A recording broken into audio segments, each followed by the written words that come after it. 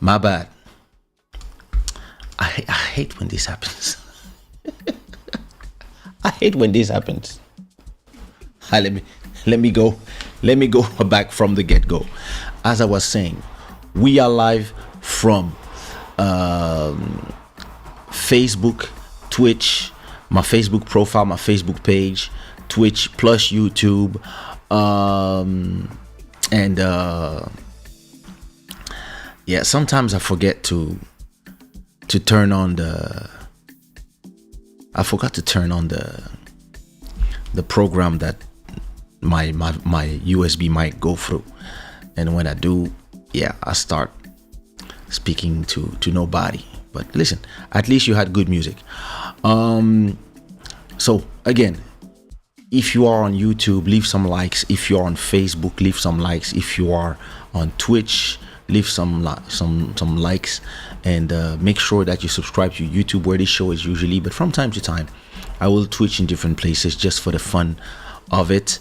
I hope everybody's doing good. I hope everybody is in the greatest of the spirits. I hope that you guys had a great holiday. If the holidays are over, you're back to work like me. I hope it's going smooth. If you are still on holidays, enjoy the last day of holidays. If you're on holidays permanently, because I don't know, you made it in crypto or something, hey, enjoy. And if you have kids and they're about to start going to school, enjoy the stress of the first days of school. My daughter is starting school tomorrow. Yeah, she's starting school tomorrow. My wife is going out. I don't know. She's going to a show, see those DJ girls. I don't know how she's gonna wake up tomorrow, and that's her problem. Like I was saying, this show is brought to you by Shada, where the gods of good fortune. I want to thank all the new subscribers. Stop Dongo. Who calls himself Stop? Kabi, Nelly, and Feli Kitchen, Coris, Eina, Vanessa. That's all the YouTube subscribers. I know there's a lot of them now. There's more than 2,000 new subscribers on the channel every month. This is crazy. This is beautiful. We went from, I remember before pandemic, it was like 1,000 subscribers, and I was happy. Now it's 2002 or 2003. So that's a beautiful thing. Don't forget to leave your likes. Don't forget to say hi. Don't forget to enjoy. To tell. First of all, tell me where you're watching from. Put the flag of where you're watching from and what time it is. It is midnight and 55 here in Portugal. I did a live stream without even scheduling it because I was already late, but actually that's cool. It works. People are still enjoying. So let me see. The stream bitrate is, oh, shut up, YouTube. Quality is good for you. I hope it is. Listen, this show is brought to you by shadaware.com. I told you already. I want to acknowledge our stream royalty with a donation of $35. Sirène des Îles, thank you for your continued support. I also want to thank all the sponsors. If you're on YouTube and you want to help this show out, you just click on the little $ and you give from 1 to 500 as you wish. So good for us, you know. And Tina, como estás? Estás boa? Já estás pronta para tua lição de inglês de hoje? Então, a lição de hoje. Kaysha is beautiful. Se diz Kaysha é bonito. É tudo que tu precisa saber. Yep. Charlène, sponsor, comment tu vas? Exatamente. Yes. You guys are not putting the likes. It's not normal. You guys should be here putting likes. Nicola Banza, what up? DJ Nicolas. Eliano, what's goody? Ça m'énerve quand ça arrive, vraiment. I hate when this happens. But we're good now. A tua melhor música de todos os tempos, Question My Heart.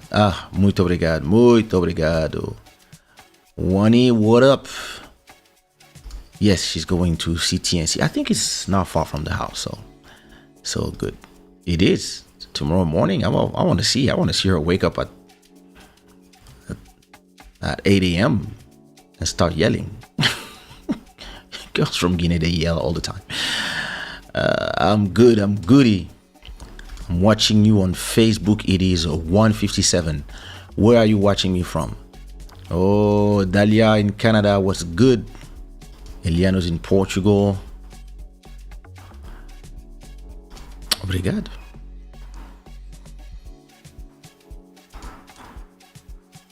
Back to business in school. There you go. What up, Matt? I'm watching you from the road, coming from Quebec and going home to Niagara. Oh, all right, nice. We're doing a little road trip. Listen, you have no idea the amount of mess that is in front of me. You just don't even imagine.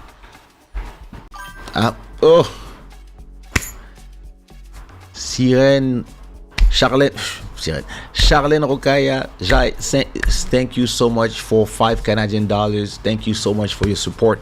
As always, you are $30 from becoming the stream royalty. You got this. Why is this autofocus leaving me out of nowhere? Yeah, thank you so much, Charlene. You have no idea the mess that is in front of me. I actually have two computers at the same time that are plugged to the computer. It's crazy. It's I'm having because I'm passing some information from my Mac Mini to my Mac Studio, and I'm having my actually I have a third computer here, and I have my fourth computer coming back from the one that got water, coming back from reparation. Actually, it's been ready. I have to go get it. So I have to pass all this information to my backup drive, back them up on in the cloud. Make sure that all the information is available everywhere. So I have all this to do. And right now I need to get some stuff that I've been working on while I was on holiday with the Mac Mini. I have to bring them to my main computer. So you cannot see, but here I have a bunch of computers. You will not see them. Here, you see? I have a bunch of computers in front of me. Buddy, we good. Oops, there we go. Yeah, so I just bought a new mouse. It is very comfortable, and I think it's gonna become my new main house. I don't even know what's the name. The great thing here, you can connect it to 3 different computers. So let's say you want to use it with your iPad, 2 Macs at the same time. You can just switch from a Mac to another, and it will send 3 different Bluetooth signals to 3 different. This is a genius idea. And then you can decide what you do with this, what you do with this on the side, what you do with the different elements. And I think this is gonna become my main mouse. I've just been charging it. I didn't start using it yet, but I like the way it feels in your hand. And I think he's gonna probably replace my main mouse, the Apple one, which is not precise for a lot of things that I do. So, and especially this one, if you can program the buttons here and the button here to do different things in Photoshop or in Logic or in Final Cut, this seems like a mouse that I'm gonna love.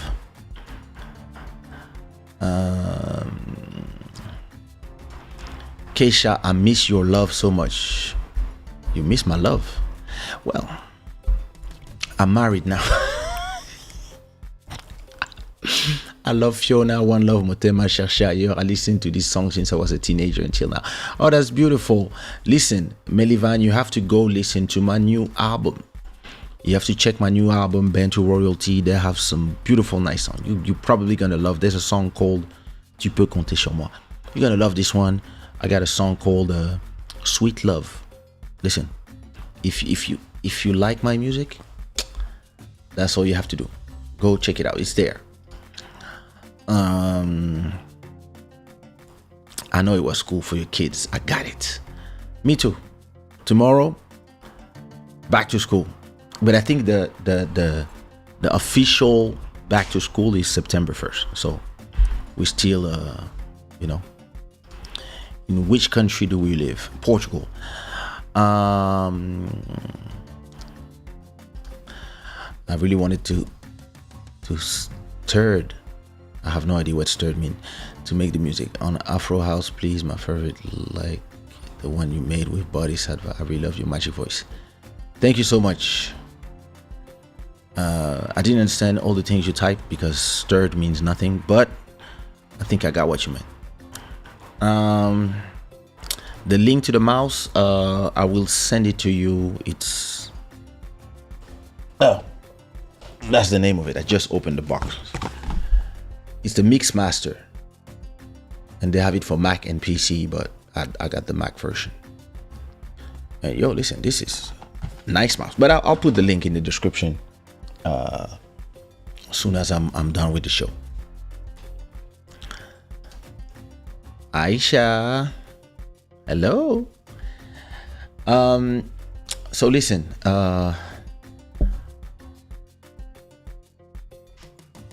ok. Eu percebi essa situação, não precisa tomar.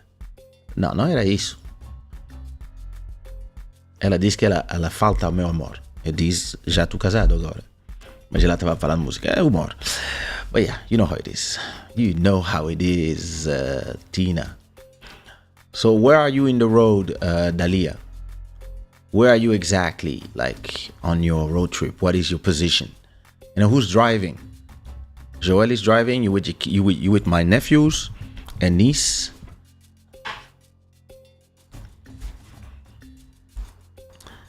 Yeah.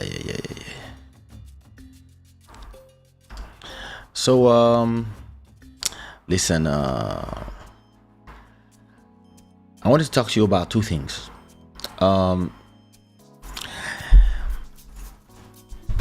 Okay, it's not that I'm leaving Instagram, but I'm kind of putting Instagram on the,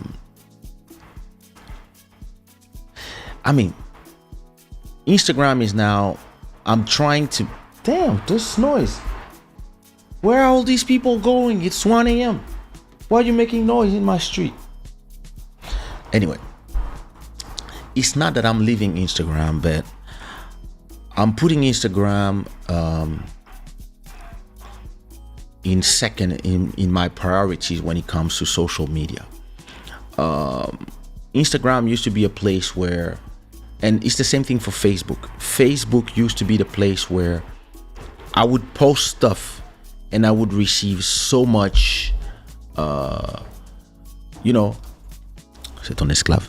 I would receive so much likes from my post and so much engagement on my Facebook post, and then it became Instagram slowly. But then Facebook decided that they would change the algorithms to start forcing you to check the content that they believe is the right content for you. And what it did is it started making it interesting for stupid content, so jokes, funny videos, or viral content like dance and stuff, or content that make people angry would be the content that get the most engagement. So if you're a positive person like me and you post just positive content, family content, Instagram is not interested in you, because all these platforms prefer having people debating on your content. So if you say something outrageous, like, or something, I don't know, you talk about women, you talk about gender identity issues, all of a sudden you have millions of people coming to either insult you or to either tell you, yeah, finally somebody's saying the truth, and then they all insult each other, and then all of a sudden there's a lot of engagement on your post, and the platform is making money because it can show more ads to all the people who are coming to engage. So of course there's a natural desire or natural habit for all these platforms. Why am I not in the center of the screen? There you go. There's a natural incentive to all these platforms to just put content on the forefront that will create discussion. And a lot of the people now are thinking that social media should only be for the people who agree with them. So if you have I don't know, if you don't agree with the woke ideology, for example, you might just get canceled because woke people are in the editorial part of Spotify or Netflix, or and people are just trying to turn social media into so the excuse for them is like, social media is a way to talk to way too many people, so we cannot let certain messages be on social media because it will influence the kids. But the kids, first of all, they can do their own choices, and second of all, they get influence in school, they get bad influence at home from their parents, whatever. You think like a racist kid become racist because of social media? No, it starts at home. So if he goes on social media, it's not gonna anyway, that's not the conversation here. The conversation here is that Twitter and Facebook became places of, if you have a lot of followers, it becomes a burden in a way, because anything you say today can be used against you whenever you have any success. So, or listen, if you have a sponsor, if a Nike sponsors you for 10 million,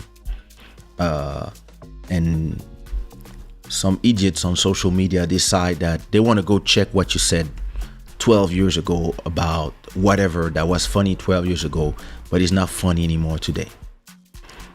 They're gonna have all these phrases that they use, like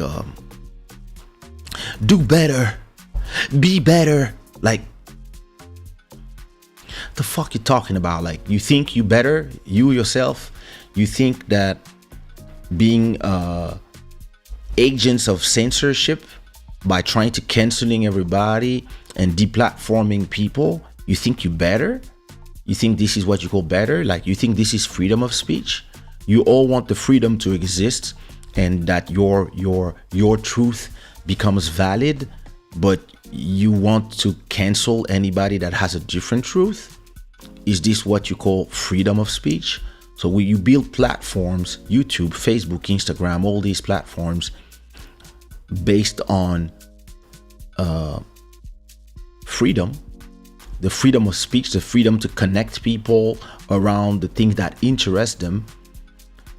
But if you go on that platform last year and said, I don't believe in the vaccine, or I believe this virus was done in a laboratory, for example, like if you say those things, your video get demonetized in the second, because the AI is is listening to everything you said. If you say some phrases, boom, you check. Let me go check it. They're starting to slow down on that because they've seen that it backfired, because a lot of the different things that were used that were said to be conspiracy theories are starting. I didn't even monetize this live. My God, monetize in all countries. Let's go, save it. It's not monetized. Damn. So all right, now I'm monetized. So I was saying, there's a lot of investment, there's a lot of money, and there's a lot of pressure when you do these platforms. Not only from for the people who build the platforms, but also from the people you hire to run the platforms. And it's hard when you have all this power to not be biased. And I really recommend everybody to go check the Joe Rogan episode on Spotify with Mark Zuckerberg, where he has a candid explanation about. He says something that's very interesting that I was like, interesting. He said, I didn't build Facebook to decide who is right or who is wrong. I just did it to let people speak. But then you end up in front of Congress because the left in the US, they just believe that anything that they say is the truth is just the truth, and everything else, or letting like Trump got elected because of Facebook. Like, but I remember, like, I was still in Paris when everybody was celebrating the fact that Obama was elected because of Facebook, that they use Facebook as really, like, because the guy who was the head of number 4 at Facebook left Facebook to run the Obama campaign. So when Obama wins, Facebook is amazing. When you have the Arab winters, where you disrupt governments using Facebook to create all these massive Arab Springs everywhere. Facebook is amazing, and the CIA is there. Yeah, we use Facebook, but now when the terrorists for some, resistance for some, they use Facebook to have a different message, or to say we disagree with that, or to say, listen, I want Star Wars to, I don't mind, like, listen, we all love Princess Leia. I don't mind having the main hero of Star Wars be a woman. My problem is why is that every time it's a woman, she doesn't go through the whole hero journey to become whatever she is. She doesn't fail first, try, and then slowly gains her power, and then by maybe episode 3, a movie 4 or 5, she becomes the master Jedi, like Luke, like Obi-Wan, like all of them. When it's a woman, the first time she has a laser saber, she can just defeat Ben, who has been studying laser saber forever. Same for She-Hulk, that the new series. The other one took him 10 movies to go from a Hulk crazy to Hulk, I control myself and I'm the mix of both. And she's there, and boom, all of a sudden she's amazing because she's a woman. And people are just saying it just makes no sense, and it's hard to get attached to somebody when the reason she is good is just because we want to sprinkle feminism and all these things on top of everything, because we want to force people to accept whatever we believe is the right way. And we want to, again, to see ourselves as the center of the world, and we want to see ourselves as the only voice of reason in the world, us, the Europeans and the Americans. everybody else, if you think different from us, well, you didn't arrive to our level yet. You are still in the obscurantism. That's how they want to treat everything. And now they want to use social media and movies to push this on everybody. And if you come to YouTube or to Facebook or to Twitter, which are the main social media that everybody uses, and WhatsApp as well, all those five belong to the same three companies. Sorry, if you use those programs, well, they can remove you because at moment one they decide that this is not the truth, because everybody is now mistaking their opinion with what is the truth, or their feelings with what is the truth. And it takes us to a place where you don't feel like you can have opinions about things, especially if you have sponsors and you are an entertainer and you have a lot of people following you, because you say some stuff and all of a sudden you have people who pretend they are for freedom of speech, but they all come and death threat on DMs on Twitter or on your comments. They want to insult you. They want to say, I will find you. And you're like, what's wrong with all these people? Like, since when having a discussion became impossible? I don't know what I was talking to about my wife, but we were not agree on something. And I was giving my opinion and she was giving her opinion, and we disagree, which is fine.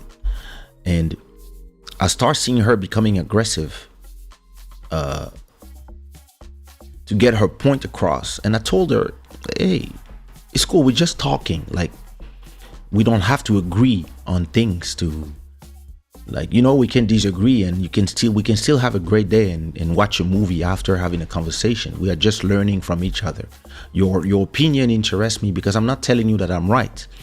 I'm telling you that I feel differently about this subject. The truth is here between us, and then you have your opinion and I have mine. And then as I was talking and she was talking, we actually met in the middle, and we still, in the end of the conversation, we had some things that we continued to not agree on, and some things where we were like, yeah, and I see what you mean, and she also see what I mean. You see what I mean? But interestingly, he felt that the fact that I disagreed with her had to create an emotional response of kind of anger. Then I had to, make some jokes and tell her, hey, listen, it's just a conversation. We're just talking about a subject. And listen, I'm telling you what I know about it. I'm telling you some facts. I'm adding some things to what you know about it, and I'm adding some facts that maybe you didn't know, and that might change your opinion or not. And then you are telling me your opinion and why, and I'm listening, and you should listen instead of just want to react. And it's interesting because this generation that is after me, it seems like they have been so much on social media. Everybody has been telling them every day, whatever you feel is valid, your opinion is valid, it's valid to be that they refuse any sort of pushback on their opinions. If they want to tell you that, listen, She-Hulk is amazing. Listen, I watched the first episode. I was like, yeah, it's okay. But it's just, the thing is this. Like, I was telling her about this, and she didn't see the problem. And I was like, because yeah, she's been reading all that feminist propaganda about it's important that we are here. I said, and I was like, yeah, it's important that you are here, but it's also important that you climb the stairs, because the reason why everybody loved Iron Man, for example, is because he went from the a jerk in Iron Man 1, and after 10 or 15 movies he sacrificed himself. We see how he became who he is. When you have a lot of these female heroes where they want them to just be equals to men without any work, and it's hard for people to just connect with them. And for people who understand that it's just entertainment, some people are just saying, listen, I just want to be entertained. And I mean, it's, for some people it pissed them off to be like, I just want to watch something entertaining, and then there's a bunch of identity politics. I want to be able to see a movie without any woke stuff in it. Like if somebody has to slap a woman and is part of the scenario, not to have somebody said, oh no, no, it's not possible. Or if there's a minority or a woman that they don't come and patronize us on like on Hulk at the moment, she's like, yeah, oh, I'm angry all the time because I have to wear heels. Oh, like, people just want to watch, and it doesn't mean that people are not interested in the subjects. They just want to be able to, sometime when they come to get entertained, to be removed from reality a little bit. If I'm in a fantasy movie with robots and aliens, I don't need to hear about gender politics. Like, sometimes, and listen, some of us, we don't care. It's possible, and we have the right to. And it's the same thing when it comes to wars, to Ukraine, listen, you don't care about Congo, you don't care about Guinea-Bissau, you don't care about Sudan, you don't care about all the people who are dying in Africa, from the south to the central, east, west. You don't care. So why should I care about Ukraine? Some people are asking this valid question, and then the platforms show you that, nah, you cannot, because they will block your content and say that, oh, you've been in apology of this and that. And the same people who are saying that freedom of speech are the same people that will do everything for you to have zero freedom of speech on the platforms. So it's people that are living contradictions, and all these platforms have become places where,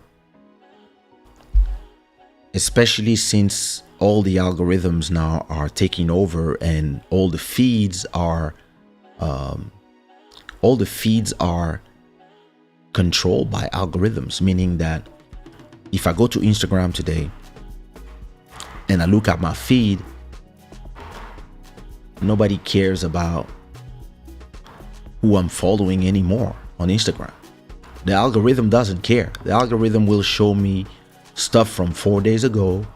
And sometimes, I've just woke up, I'm just swiping up, liking, and I end up liking photos of, when I like photos of girls, usually it's girls that I know. So I'm liking them without thinking too much about it. Like, see a nice photo, I go up, I just, I'm just swiping up, double clipping. But now I can like photos of strangers. So my wife can go one day and somebody say, oh, did you see your man liking photos of all these girls and whatever? And normally, if she asks me, oh, how you know that person? I would say, yeah, no, I've been following her for a long time. But sometimes I just like the photo and I'm like, wait a minute, I like that photo, but who's that person?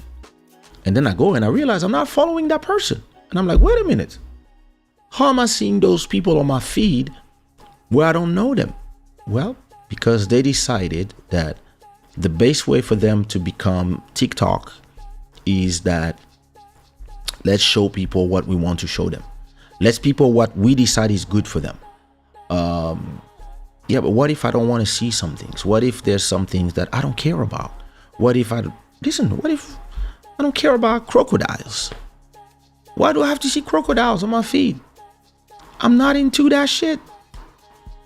Like, no, you're gonna see them because there's whatever and there's a crocodile there and we want to show it to you, or we want to show you this person that from that group, and yeah, listen, there's not enough, I don't know, pygmy with yellow feet. This group is a minority and they should be, their voice need to be heard. So we're gonna show you pygmies with yellow feet, and you have to see them and you have to like them, because if you don't like, or if you said, why am I seeing this? Ugh, the cancel culture is coming to you because you a fucking pygmy phobe. I don't give a fuck about pygmies with yellow feet. If they ever exist, I don't know. I don't care. I'm not interested. If I was, and listen, I'm not interested in everything, and none of us are. But the problem is the people who are this whole generation of narcissists believe that everything they want to be has to be the focus on everybody else, and everything they don't agree with, nobody can talk about it. So you're gonna have countries like France when you're gonna have a comic, like a comic slash politician like Dieudonné, who has been completely removed from media, and completely has the state of France doing everything to try to prevent him from saying anything because of his ideas. And at the same time, you're gonna have Zemmour that can be trying to be a president in that country, when he's completely having some messages that sometimes are clearly xenophobic. And on one end, the same people who are completely censoring Dieudonné in France are saying about Zemmour, I don't like your idea, but I will fight to my death so that your ideas could be heard. People like, and it's better to have a conversation about this. And all these people are fucking hypocrites, because when it comes to Julian Assange, when it comes to Julian Assange, who has been revealing war crimes by the American army, he's being treated like a traitor by America when he's a whistleblower. And the same people who are just pretending he doesn't exist, they don't want to know, because they want to pretend they're war in Iraq, which is the same thing as Russia coming to Ukraine, but when it's America. So listen, they are angels, huh? The force of evil. Let's go kill Iraq people, Libyan people. It's all good. Like, are they really humans? Like, that's what these people are saying to themselves. Listen, who cares? They're not Americans. But Ukrainians, blonde, blue eyes. And the same people, when it comes to Julian Assange, nobody. They're all silent. And increasingly, like, all these American companies who have been criticizing China for their use of the internet, the way they make internet an internet that is controlled and censored, where you cannot talk about some subjects. Well, they are just becoming the same as China. It's the same internet. You cannot post stuff on Instagram. You cannot post some stuff on Twitter. You can get blocked. Like, some people have posted stuff during the COVID. Like, this is really when shit hit the fan in terms of censorship. Some people didn't want to get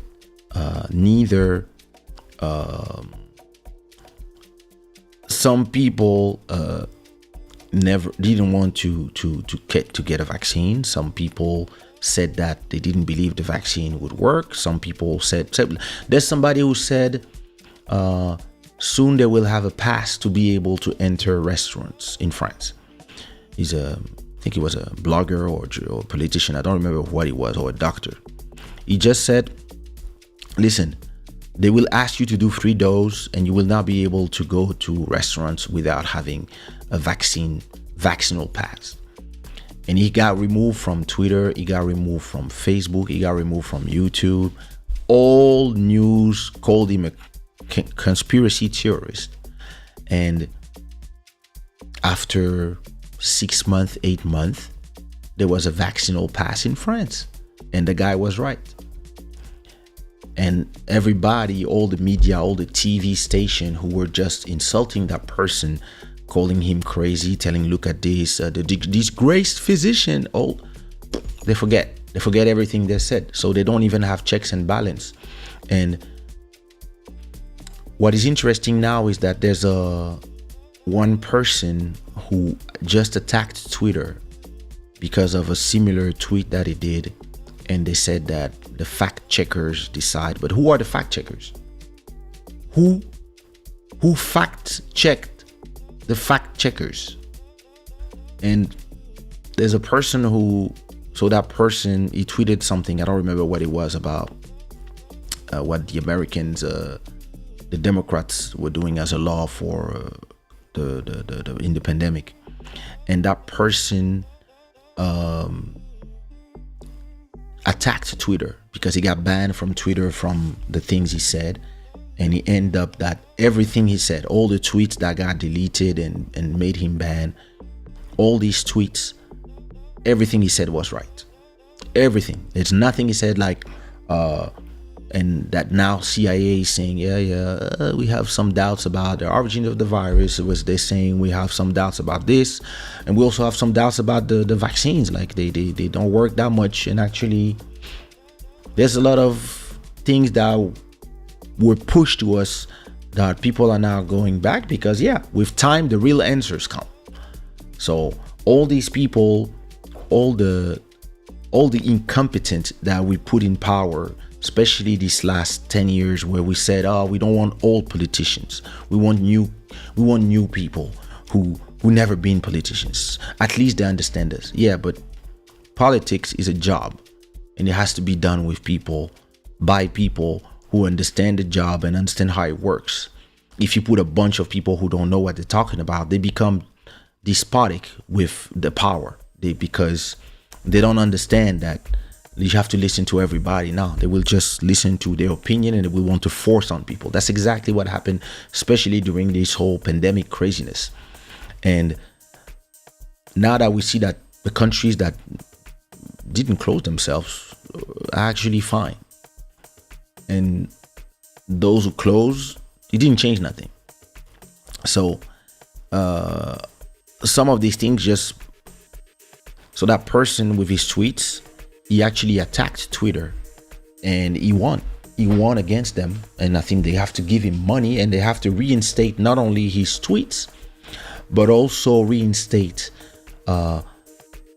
his status as a banned person from Twitter. And Twitter has to issue an apology for saying that that person was lying to the people. And it becomes a problematic place where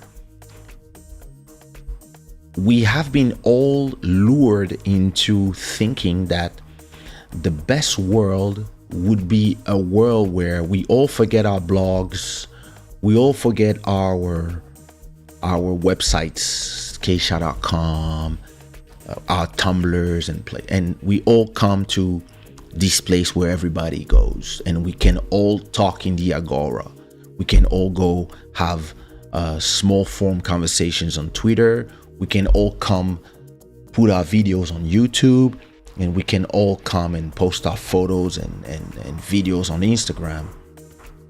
And now that we all here, they say, oh, by the way, you have to agree with us on certain things. And if you don't agree with us on certain things, we remove everything you've put on the platform for the last 10 years. So Kaysha, you have 4,000 videos here. Listen, we don't like what you said about She-Hulk. It was a little you were misogynist. Boom, deplatformed. Let's remove all your content from YouTube. Everything, your music videos, the music videos of Elisio, of Sumia, the whole channel disappears. And all your work for the last 15 years, disappears, and they have this power, and because they're a private company, so they do what they want. And people are like, wait a minute, I mean, I don't want my freedom of speech being conditioned by the idea that I agree with, I don't know, the LGBTQ, for example, or the black feminists, or the Armenians, or whatever group that can come and pressure these companies to say, hey, we want him to be removed. We want freedom of speech, but not for him. Freedom of speech is freedom of speech for everybody. And if they say something bad, you can attack them on justice, you can do, but you cannot silence people. Or even let's say I say something that's crazy on YouTube, and YouTube tells me, listen, here you really crossed the line, so we're gonna remove this part of your video. I would be pissed off, but at least the rest of the video is there and the rest of my channel is there. Now, the problem is if you have people that are opposing you politically, they don't agree with you politically, they have the power to just pretend that you are, because the rules are not set in stone, so they can just use whatever rule to say, oh, no, out. And a lot of people are starting to ask themselves if they want to invest their lives in Facebook, Instagram, YouTube, because there's not enough decentralization, and there's not enough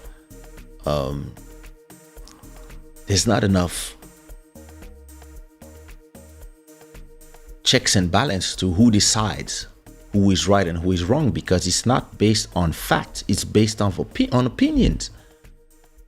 And listen, I mean, me and my wife disagree on millions of things, and it's normal. First of all, we're not from the same generation. Second of all, she's a woman, I'm a man. And third of all, we were not raised in the same country. She was born in Minsk, in Belarus, and then she was raised in Gabu, in Quranic school, and then Bissau. And then she arrived in Europe like, 9 years ago? Essas mulheres gostam de fazer barulho, não sei porquê.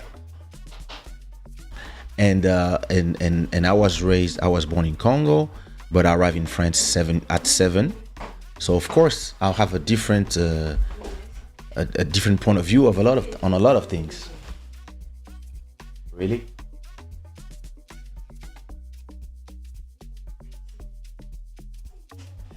Yeah. So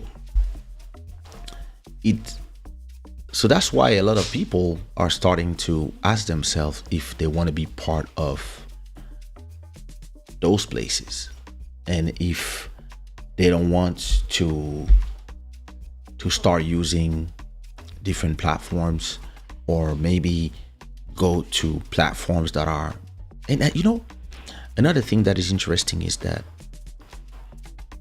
everybody kind of was on a run for numbers, like how many people are following you, how many likes you get on a video, and then all this became a little fake, because in reality, when you think about it, do you need to have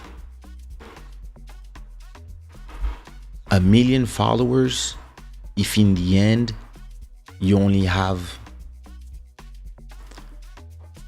50 likes on a video or 20 likes on a video? What's the point in working to build this massive following, thinking that you're going to use it to spread a message, or to, let's say you make parties, so you have 10,000 followers,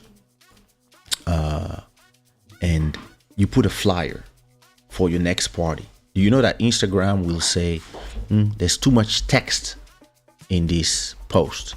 So because there's too much text, so it's an ad, and will only show it to 3% of the people that follow you. 3%.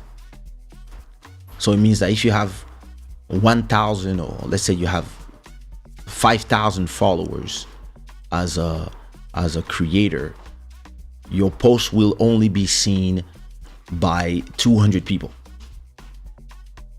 And I mean, it will be on their feed. It doesn't mean that they will see it or they will click on it. It would just mean like 3% of the people will see it. So what's the point of having an Instagram if you're a party promoter? If you cannot put text in a post just because of their decision? Why I cannot put a link? Because they're spammers. Yo, how do you navigate in those platforms? And a lot of people are just tired of fighting with algorithms that are always changed by the people, and at the same time, spammers everywhere. You have spammers everywhere, scammers everywhere. Social media is a nightmare. And people are now asking themselves, like, do I really need to have 100,000 followers if they don't care about? They care when I post.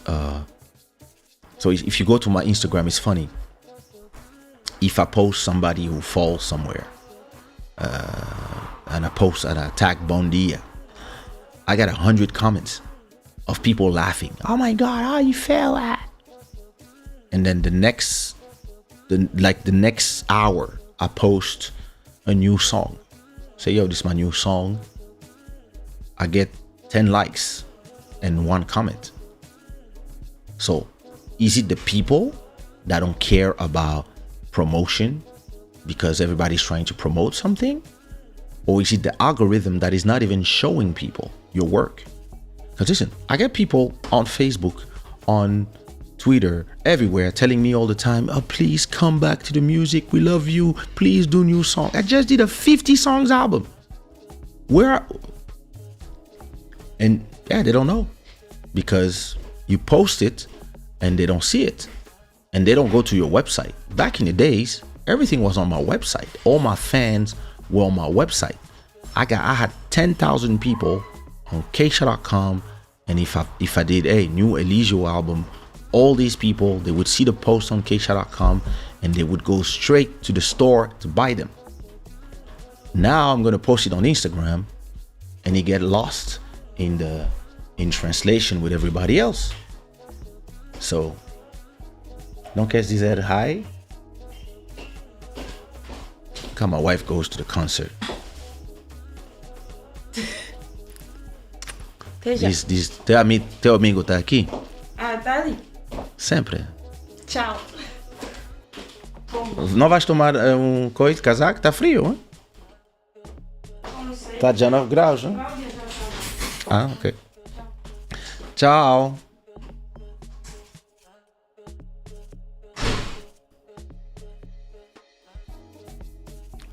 At home with the kids. Yeah. So I was saying, now, people. So it's interesting what you're saying, Charlene. Do people don't react because sending positive vibes seem old-fashioned, or just because people don't see them? Because the algorithms are not knowing exactly what is the vibe you're sending. The algorithms are reacting to the reaction of the first hour. When you post something on the first hour, you're gonna have the first people who are gonna react to your post, right? If you have, like, let's say 10 people reacting, liking, and let's say you have 20 people liking and 5 people commenting, the algorithm will be like, oh, let's find these 5 people and find five people and 20 people who look like the people who liked and commented. The same crowd, the same people who like the same thing. And since those people are liking this post, let's show them this post and see what happens. And if those new 25 people add 10 comments and 60 likes, the algorithm is like, oh, I'm onto something. Let's show it to more people and let's show more ads and let's make more money. Now, if you post something and nothing happens, the algorithm is like, yeah, nobody's interested. And sometimes you just post something and the algorithm is not showing it to the people who follow you because the algorithm is not chronological. I remember when Instagram started and the algorithm was chronological because Instagram was about community. Instagram, all these platforms, they've been promoting community all the time. But with a feed that is not non-chronological and doesn't care who you follow, how do you build a community if, let's say, all of us here, let's say the 300 or 400 people who watch Club Shada, just us, let's say that we all follow this channel on YouTube and we've all follow each other on Instagram. And when I post something, all of you 400 people like it and comment it. And when one of you posts it, all 400 of us go post it. This is our community of 400 people. We will be fine with ourselves. Let's say that, listen, I don't want to make money from the ads. I just want to have every people, whenever the episode starts, I just need everybody to give a $1 super chat. And it's 400 people, and every episode, everybody put $1, and it's $400. So in the course of a month, I made 3,200. Fine, all good. And I stay with my little community of 400 people, and it works. But if you go on your YouTube channel, so if I go on YouTube now, and I remember when YouTube was different. I remember when YouTube, you would only see the people that you subscribe to. Listen, I even remember YouTube before channels and before subscription. But look, if we go to my YouTube right now, what do I see? This is me. This channel, I don't know him. I don't follow him, but he's here. This I follow. Joe Budden I follow. This person, I don't know. That person, I don't know, but I like Peterson, so that's why they're showing it to me. This I follow. NS I follow. Shorts, okay. All right. I see people that I follow, but I also see a bunch of channels that I'm not subscribed to. So the algorithm is showing me stuff that, and I see a lot of stuff that, I would be interested in. You see, I've been watching some videos about Hulk, and all the people who are like thinking that, it's too much virtue signaling in there. So I've been showed more. But as you see, like, I don't have content from only people that I follow. I have a bunch of people that I don't follow. And if I go to my Instagram, it's the same thing.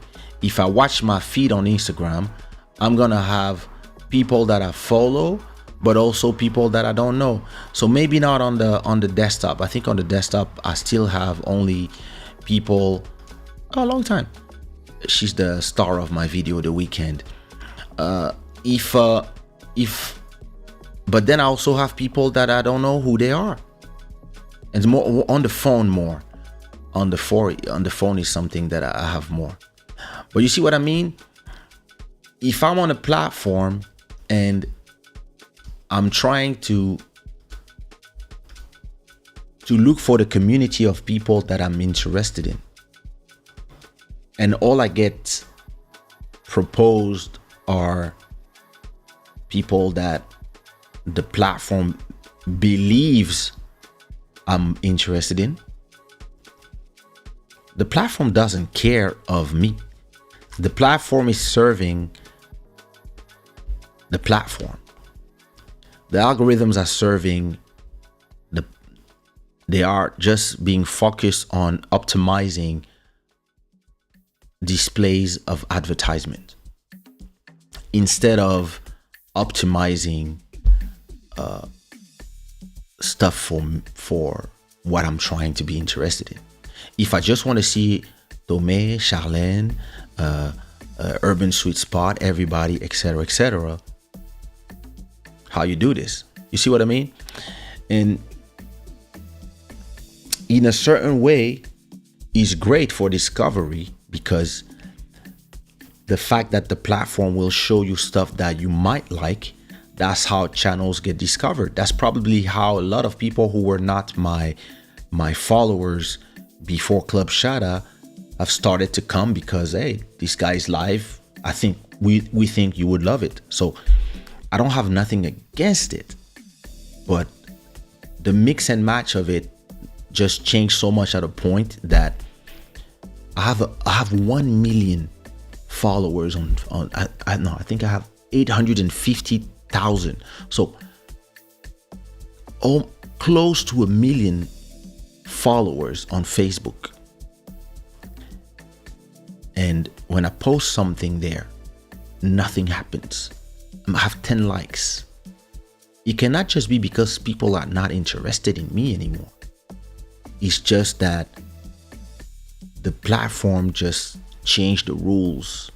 Now that we have you all, you all here anyway, because you cannot go somewhere else. Now we're gonna show you what we want. And I really believe that the lack of competition is the roots of that problem. YouTube has no competition. Only in the live stream part, there's Twitch. Facebook is a joke when it comes to live. Instagram live is cool, because actually when you're live on Instagram, you still have a lot of your followers can see there, and there's more possibility of people coming. But there's no competition to YouTube that would be done by Amazon or by Apple or some, like a big group that would have a place where you could put your videos, and if they're not welcome on YouTube, you can put them in the other place, and there's a competition to get people. Because when there's competition, those platforms will care about who they reject, because they would go to another place. And yeah, and it should be a platform that is completely decentralized. And I believe when it comes to Instagram, because I was talking about Instagram, but I just went on my rant. I believe that it would be great if there was a platform like Instagram that had, first of all, a chronological feed,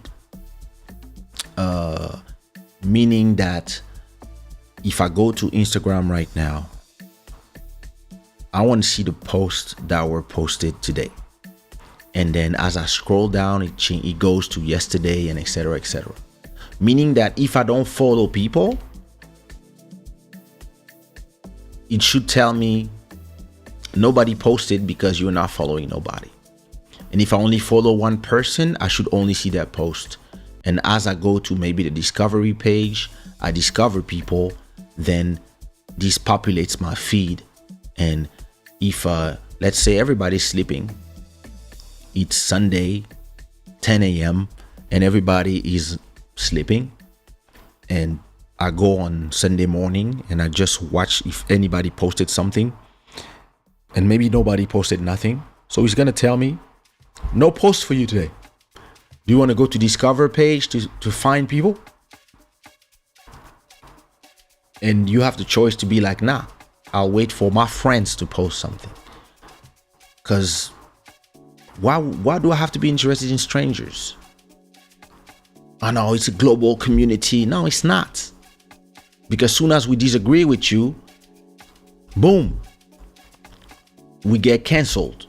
So it's not a global community. It's different communities of people who agree with each other on or are interested in different subject, and maybe they disagree on some subject here, but on that community they disagree. People who like cars are here, people like etc. And So it has to have the chronological feed and maybe no algorithms, so that you show me what my people are posting and that's it. And you don't show me more than that. And ads, but without abuse. Like, and maybe I have 100 followers there or 200 followers, but they are active because they see me. Listen, I have 157,000 followers on Instagram, but I'm going to post something, I'm going to have 2 likes or two comments. Why? Because they're not seeing the posts. It's not because they're not interested. They don't see them. Oh, but wait. When I post something funny, let me show the difference. All right. This is my feed, right? As you can see, I posted a picture of my son and I during holidays. 3 comments. Not even Club Shada people commenting. Like, you guys, even you don't care. All right. Now I posted a clip from Club Shada. 2 comments.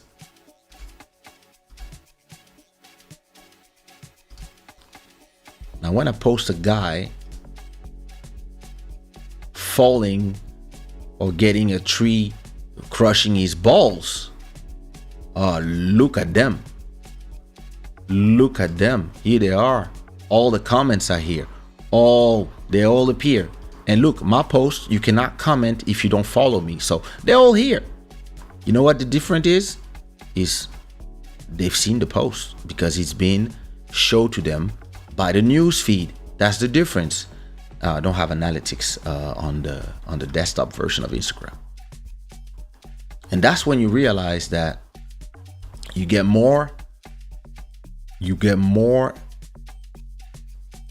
engagement on just that type of content, making people laugh than think. And if I post when I post my daughter, I have a little bit more comments. But if I post a CD cover, wait, let me show you. If I post a CD cover, let me go. When is the last time I posted a promo for okay, brand new single? 10 comments. And in the 10, you have me replying to people. So that's 5 comments. So this means that the platform is just, and listen, I've seen the posts from the Instagram people. They said, listen, if there's too much text on a post, we don't show it. But look, grandma and people fainting in church. Oh yeah, here, look at them. Here they are. So it's not that just people are interested in stupid content. It's just that the platforms are pushing everybody to this. I discovered a platform that now everything I post on Instagram, the fuck? I discovered a platform that everything I post on Instagram, I post it a day before on that platform. And I'm building a whole new community in there because it's a platform that has no ads. When you can post links, they don't care. Like, you want to post a video to YouTube, you can just post a link and it will create a post for you. I was like, what? You have a song, you want to show people the post about the song? Yeah. Just put the link to your song, or just choose the song directly from songs. You find your name. If it's on Apple Music or Spotify, they will find it for you, and they will post a cover for you and a little play button with the song. I was like, what? And the algorithm is chronological. There's no algorithm. You see what people post on the day that they post. I was like, what is this? It's called Vero. And this is the link to in the chat, this is the link to my profile on Vero. And on Vero, I got 21 followers. Oh, I have 31 followers. Oh my God. I had 21 this morning. So, okay. I got 31 followers. And when I post something, so a photo from yesterday, that was today, I get 4 likes. Or this photo that I post on Instagram, I get my 3 likes from, and it goes with my followers. And something very interesting there is that, let's say I post this, for example, it's a link to one of my artworks on crypto.com. And if I put a link, people can click the link and it will take them to the artwork. Damn it. Or let's say I want to show a song of mine, like My Wife. I just put the link, I just put the song, and I said, I recommend this song, and you can play the song. Wow. And that's my first post. And I have 4 comments in there, including from the CEO, because it's a new platform. It's not new, it's been there for a few years, but even the CEO comes and say, hi. You verified on Twitter, we verify you here. Yo. And this is the people that work there. Hey, welcome to Vero. Oh shit. So of course I called Bodhisattva. I said, yo, I have a new place where we can go far from the algorithms. And hopefully nobody will fuck this platform, or at least, yeah, listen, I don't know. People, they'll always make promises and then who knows. And I'm following 21 people. And look, if I go to the, I have to. So they have an app. So let me talk to you about what they do, first of all. So they have a desktop and they have a mobile app. No algorithm, no ads. Optimized for connection, not addiction. You can decide what you want to see. Feed is chronological. You can decide what you want to show to who. Type of audiences, everybody or just your friend, And you can do recommendation for movies, from this, from that. Let me show you the app. How do I go to an app? There you go. App. Show you. I'm going to show you how the app is on the computer. How do I just show that app? It's fun. Show Vero. There you go. Okay. This is the app. Hey, wait. It's supposed to only show me this app. Why is it showing me everything still? Oh my God.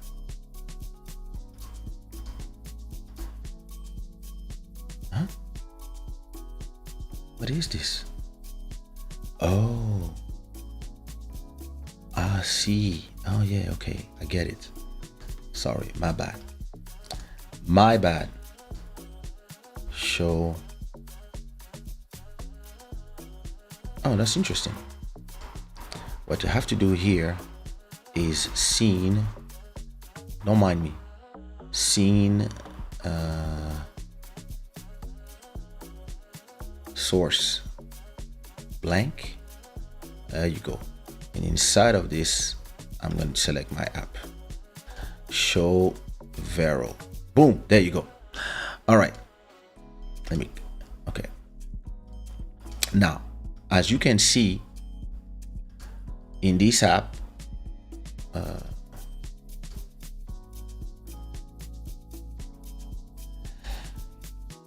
it is showing me the last thing that was posted was 2 hours ago. 3 hours ago, 7 hours ago. That's what I posted, and it's only showing me the people I follow.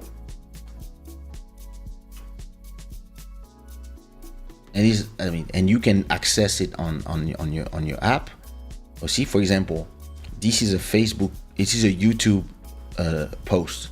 If I click on it, it takes me to YouTube. Wow. And then you close, and it takes you back to the posts. When Instagram does everything for you to never leave Instagram. And this one, it's just chronological. And if you see, if I'm trying to see more than what was posted 2 hours ago, I have nobody that I follow that posted something more than 2 hours ago. So let's say I want to post the link to this show, for example. Let's say I go to the link to what I'm the episode of right now. I'm not gonna do it, but just to test what it does.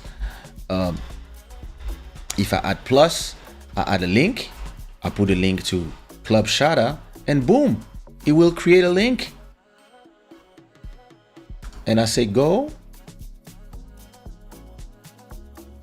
and I put next, and I say Club Shada 332, the journey. Hashtag Club Shada, hashtag Kaysha, hashtag podcast. And I do this next, and I say that I want everybody to see it, and I post, and boom, that's it. That's amazing. This changes everything in terms of it's a place where actually you can finally build community again. Listen, I'm recommending, I've been playing with this for 2 or 3 days, and I'm really recommending this for people because it's a place where we can at least see each other and not be lost in the translations of algorithms. And then you can also so that's my profile, I think. Yeah, that's when you can see only my profile. So that's what I've been posting. I think I've been posting since I started. I think I did my account like 2-3 days ago, 10 days ago, and I really started using it seriously since I arrived. So I can see my posts like this, or I can see in a bigger way. I can see the people that I follow, or I can search what is going on right now, the featured users, and you can also ask to be featured. So you can find people. You can also go, for example, to featured photographers, movies, they amplify different type of people, photographers, get inspired, cosplay, podcast, my Vero, very interesting. Reviewers, so those are people that just review music. So let's see if I go to this one, for example, and it just reviews content, movies, and films. And you can also, if you can search, you can also go to, you can bookmark stuff, and you can see who's following you, who's liking. See the link I post, somebody just liked it, and it's very interesting. And the fact that I only have 30 followers, it puts it more in like a human form, where let's say everybody from Club Shada follow me here, and I follow everybody back. We see each other. We're not lost in the sea of the algorithms, and I really like it. I really enjoy this platform, and I really think that you all should go play there. And I'm not saying I'm gonna replace Instagram with them, but I believe that I'm gonna slowly start pushing more content there, or maybe I'm gonna put everything that is commercial on Instagram, the funny stuff, all this.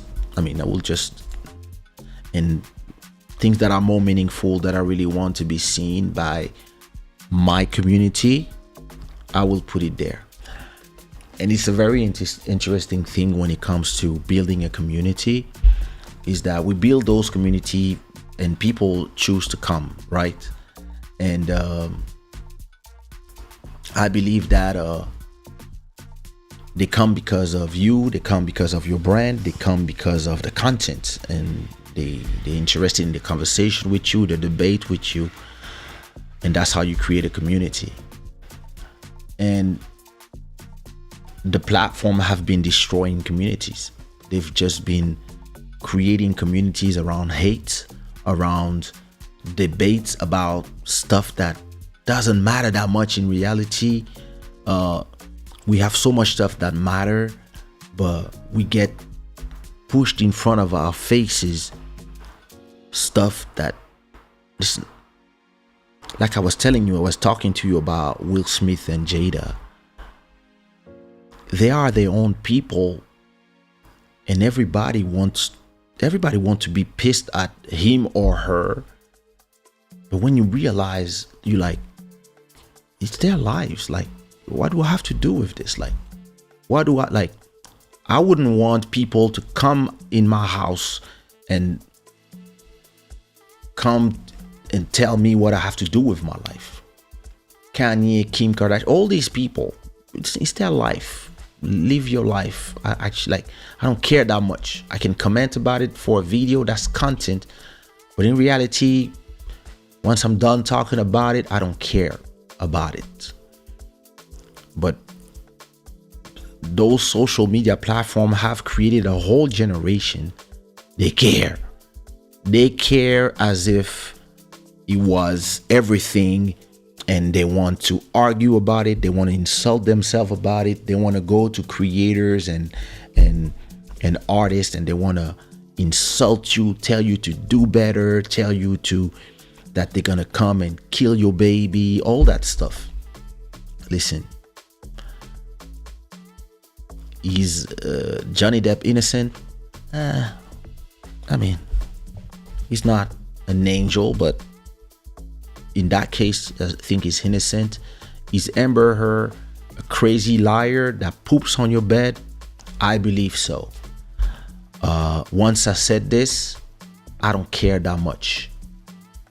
Once I'm out of the conversation, I have other things to take care of, like my wife, my kids, my business, my art. And this is my focus in life. But those platforms have made the focus other people, strangers. And everybody's playing this game, and everybody is obsessed by things, because when you go to the platforms, all they show you is that Johnny Depp. It was Johnny Depp and Amber Heard everywhere. You had no choice but watch. And yeah, it generates money for them, but it makes us all more stupid and more entitled. Like, Will Smith has the right to continue to be on social media and continue to spread positivity, even if he made a mistake. And Jada has the right to continue telling her side of the story in her red table. And if you don't like it, just don't watch it. You don't have to hate her, and you don't have to reduce her into that moment or whatever she did with her life. She continues to be a great actress. She continues to be a mother. She continues to be a leader. Same as her husband. And you don't have to choose between one or two. Or like, I was talking to a friend the other day. Was like, no, I hate Will Smith. I was like, you hate him? Bro. No, I was like, yo, social media, bro, stop. Take 10 days off social media. Why do you hate the person? Like, it is summertime. Like, we grew up listening to the music. We like the movies, all that stuff. How you hate a person that you don't know? No, what he did, I'm disappointed. Okay. He's disappointed himself. Like, why are you disappointed? He's not your kid. He's not even your family member. What you mean you're disappointed? Why do you care so much? He did a mistake in front of the world. He did a mistake. Like, is this all he did in his life with all the legacy he has? You want to just limit this to it? No, what did you? Chris Rock is not a victim. He said it himself. Listen, I'm moving on. I don't care that much. Why everybody's caring? Social media. Social media is just pushing this to you. You turn it on and poof, that's all everybody's talking about, because ads, clickbaits. So, listen, follow me on Vero. I'm going to put the link again for everybody on YouTube, Facebook, Twitch. Follow me there. Let's try to build a community based on us and our interests. And yeah, I'm going to post. Every time I will post on Instagram, I will post there first. And I will start building there on the side and see what happens, because, you know, when they're small, this is the best time to, like, I remember Instagram. When Instagram was called Bourbon, I was there. It was small, it was just photos, and everybody knew each other, and you would post something, you would have like thousands of people liking and loving, because it was a small community of people around something. But then it became the blob. It became too powerful, too big. So I also understand there's a business effect, like there's a business side to things. You have to make money from your app, all that. I understand. I'm a businessman myself, so I understand. But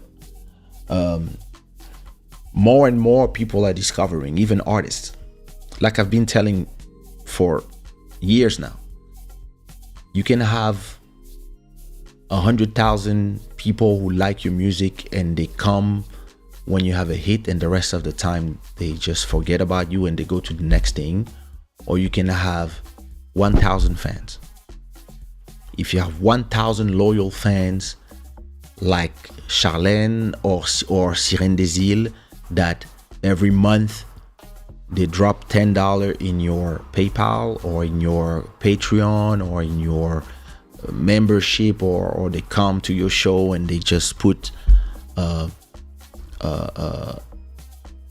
whatever they can, but they do it systematically or automatically. If you have 1,000 like these, you get 10,000 a month, and they tell you, please, we want you to be yourself. And those 10,000 people, those 1,000 people will give you the possibility to not be forced to clickbait, not be forced to talk about things you're not interested in, but have to, or not do the music that you have to do because this is what is playing on radio or playing in the club. You will do your music for these 1,000 people, and you can be with your community, and you can live forever this way. Because listen, 1,000 people giving you $10 a month, that's $10,000. And it's easier to have a community of 1,000 or even smaller. If you have like 100 people that are pledging to give you 30 a month, as long as you give them free poetry, free music, or just do your show the way it is without being afraid of sponsors and, you know, people caving in for whoever, whatever the minority of the moment, and then you cannot just tell your opinion all of a sudden because the sponsors will just drop you. I'd rather have 100 people that give me 30 every month. That's 3,000. I pay my rent, I pay kids for the school, I pay for spaghetti, and that's it. And I go to the movies and restaurant once a week or once a month, and I'm happy because I can do what I want. I can express myself. We are in a strange space now where we have access to everybody, but we have access to nobody. It's interesting.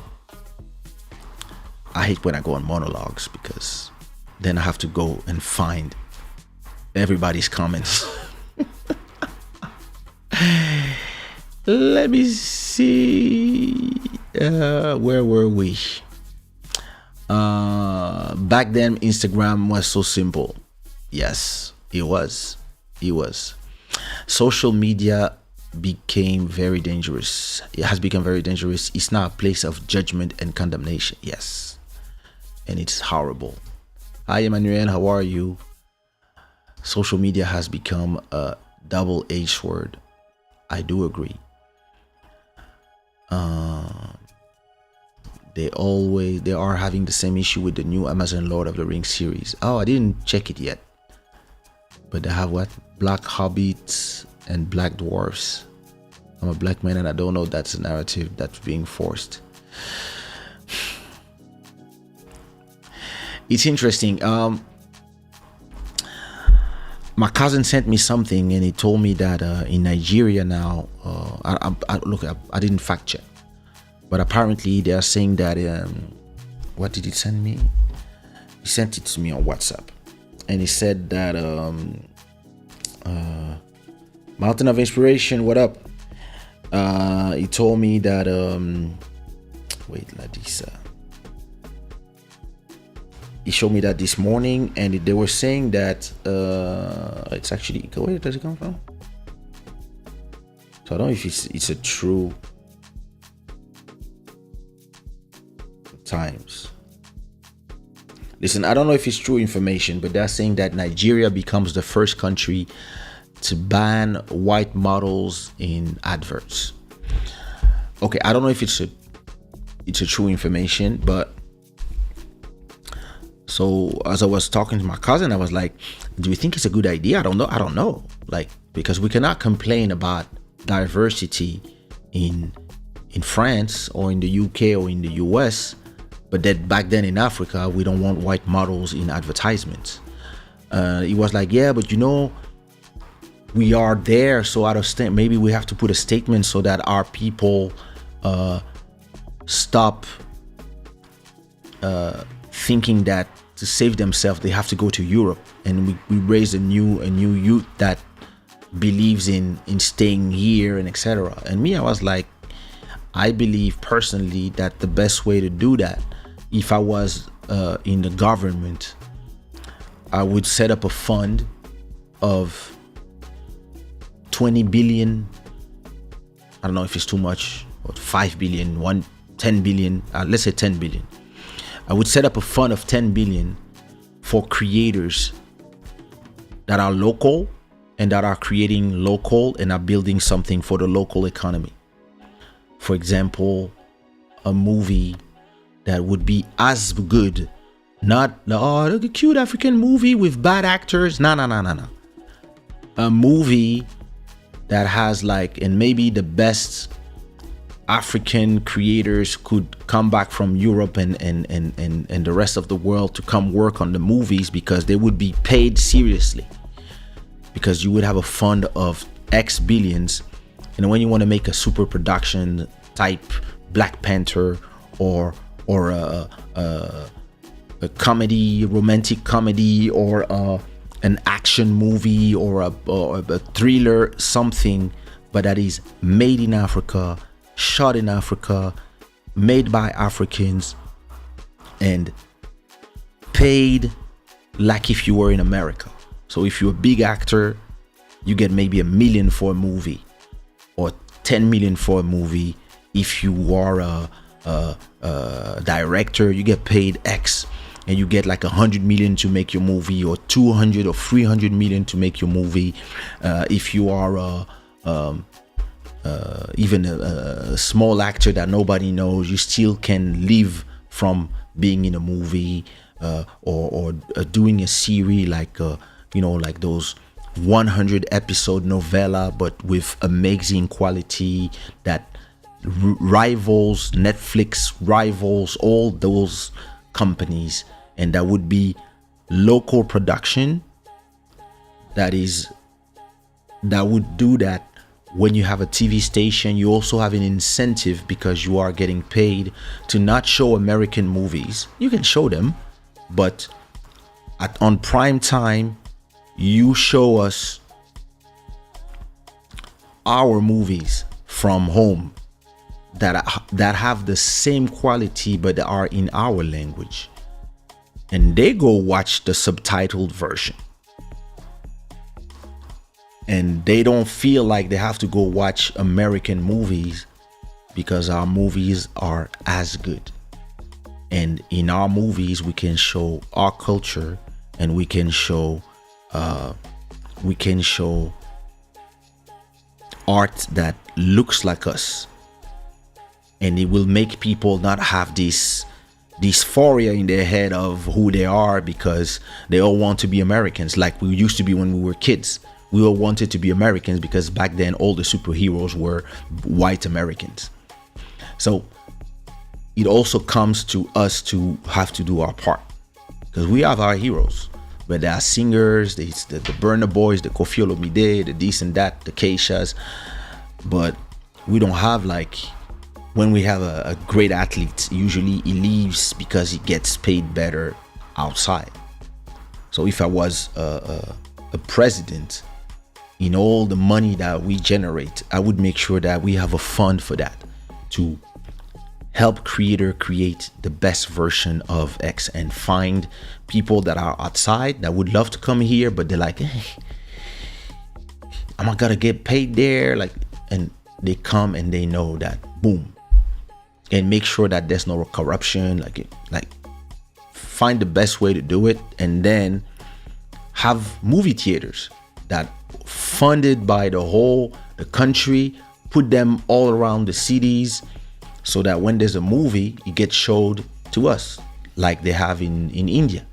When you have a movie, like, some people are superstars in India, and nobody knows them here, and they don't care, because they're showing their stuff for them, and they are also showing their own culture there, and it goes to what people understand.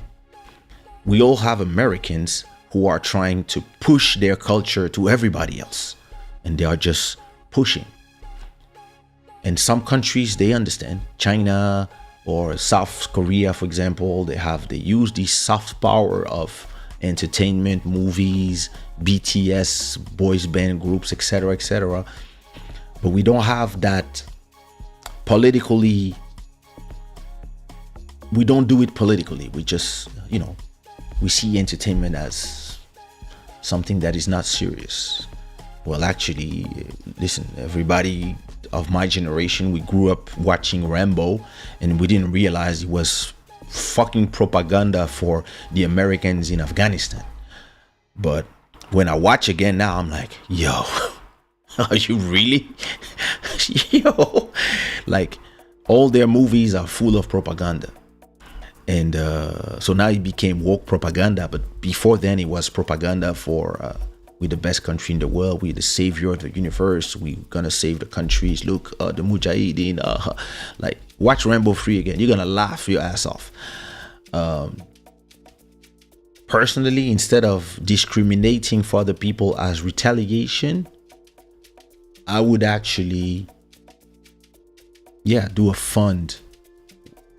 Then I would make sure that it's respected and people are paid, not people get the fund and then they just buy themselves a house. Like, I would have really, like, I would try to make it in the best world, of course, because listen, corruption in our country is crazy, but I would make sure that when that money has to go somewhere, it goes there, even if the government has to pay directly. So let's say, let's forget about the flow of money to people. Let's say it was in a perfect world, people get their money. I would do that and give incentive to people to really do local stuff. And it would not be about skin color. It would just be about, let's show people that we can do it here and you don't have to leave. Because listen, when you think about all the African actors that are in the US right now, it's only Ghanaian, Nigerians, and Liberians maybe English speaking countries, maybe Kenyans a little bit, because the Americans, like, they still believe Africa is a country. Like, they probably believe that Wakanda exists. For them, like, yeah, they have like those free countries, and they just believe that, yeah, Africa, they have Afrobeats, maybe Amapiano, and that's it. Oh yeah, Davido, Burna Boy, that's it. Like, they don't have a clue of the amazing talent that we have in Congo, Cameroon, Gabon, Benin, Guinea-Bissau, Mozambique, Angola, like Kenya, like Sauti Sol, like Sudan, like East Sudan, South Sudan, like now North, like Eritrea, like I don't even know if they know those countries, like Swaziland, like, you see what I mean? Morocco, all these places. Like, we have a continent that is vast, full of talent, but we don't know how to use soft power and push it the right way. Listen, if I was not busy doing what I do, I would run for president and I would fix things, but I'm not interested. Oh my God. So where was I? Listen. Tony Stark was a very selfish man that made the ultimate sacrifice in that. Exactly. Instagram allows you to select what you see or not show some type of content, but they don't advertise that option too much. Interesting. What up, M6? El Polivalento. Hey. I had a crocodile because of Kanye. Oh, crocodile. That's a long time ago. When did... Oh my God. I'm far in the comments. USA Police of the World. Okay, listen, let me just go. Urban Sweet, what up? Michelle, what up?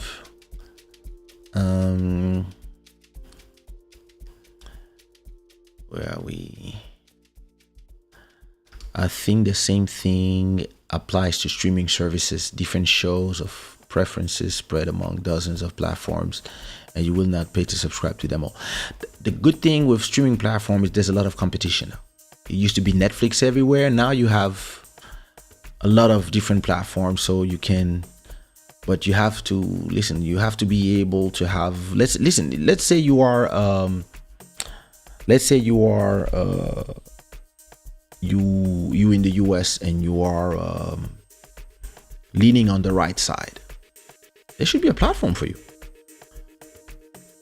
But it doesn't mean that the rest of us in the world have to subscribe to all the American fantasies or the American fights, like between the left and the right. It's the same thing for crypto. For me, I'm like, wait a minute, why do I have to suffer from the SEC, the American SEC, when we say crypto is decentralized?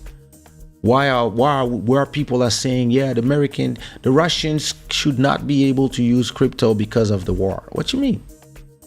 It's supposed to be decentralized, meaning that whatever we have between each other, this has nothing to do to the free flow of crypto. But as you can see, as always, when the Americans start saying, hey, cut this, boom, away. What up, Frederic? Yeah, because you like X post left, yeah. Algorithms. Sometimes you get more views from non-subscribers. Usually on YouTube, you actually get way more views from non-subscribers than subscribers. If I go to my YouTube studio and I see and I look at the analytics, where does it says that? Let me see.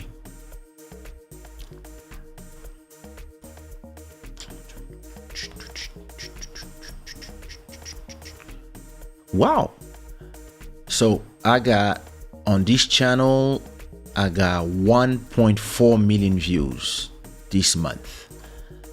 And from the 1.4 million views, the audience is so 500,000 people. New subscribers 2,300. There was a point where you could see subscribers versus non-subscribers. I don't know where it is. Oh damn, where is it? Reach, maybe. Impression 10 million almost. Traffic sources. There's a thing where they show you subscribers versus non-subscribers, but I don't know where it is. They keep changing this thing here. Yeah, I don't know where it is, but mostly when you look at where people are watching your content, it's 80% on mobile phones, and most people are watching from recommended. So they just click on your video, they watch it, and then they go click on something else, and they're not subscribed. A lot of them are not subscribed to the channel. So that's true what you're saying.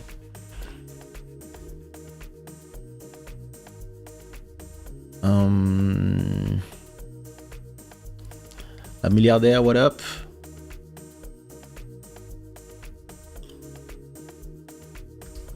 What up, Victory?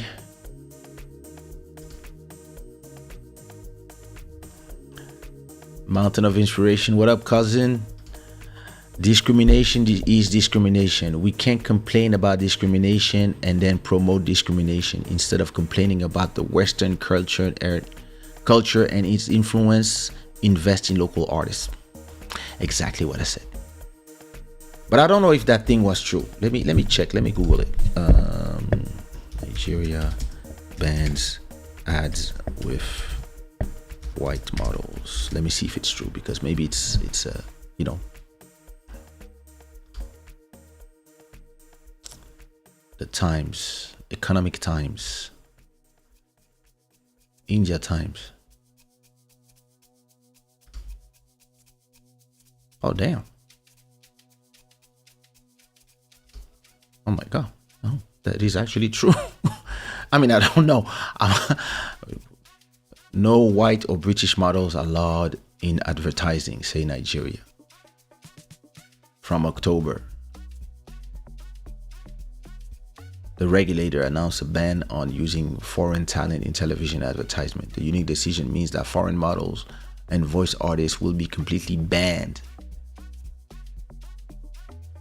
Advertising regulator country Nigeria has stated that all the rights spent advertising and marketing communities in market advertising in exposing Nigerian advertising space are only to use Nigerian models and voice artists. Yo, I mean, I don't know if it's a good idea, because when they say Nigerians, they don't say Congolese. See what I mean? What about the rest? What about the rest of us?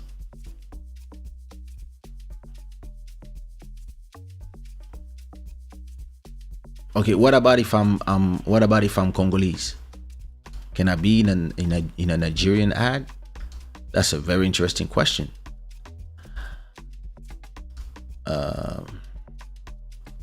Somebody said not a very popular opinion, but they have every right to do so. Coming from a country where at least 5%, coming from a country where less than 5% are white, but all the models and actors had to be white or mixed blood. This is actually progressive. Teaches non-white people to be ashamed. Teach non-white people to not be ashamed and hate themselves.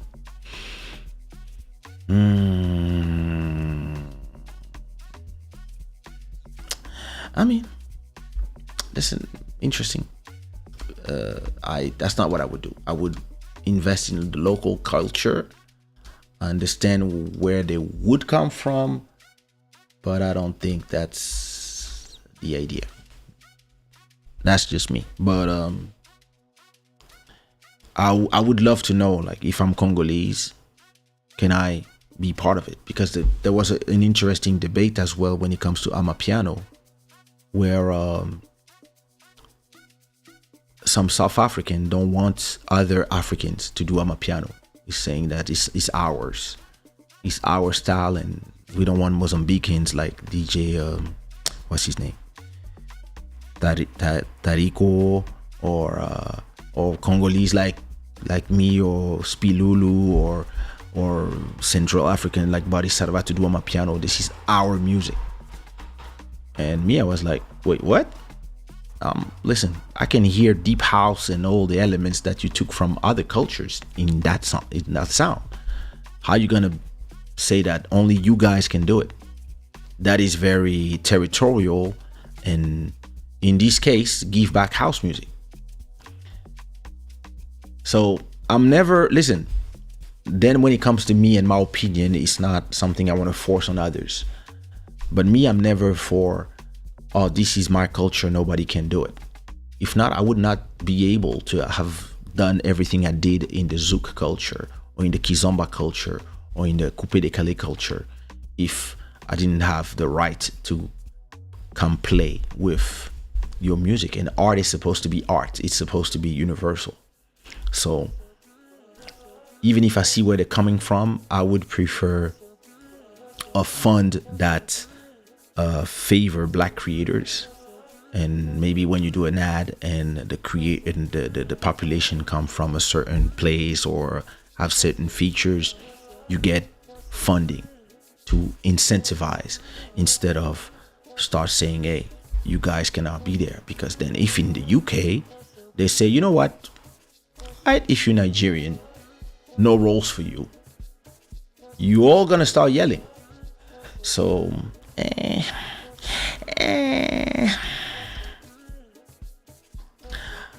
Bollywood is major. Listen, Bollywood is some next level. This is why I'm not talking about our own history.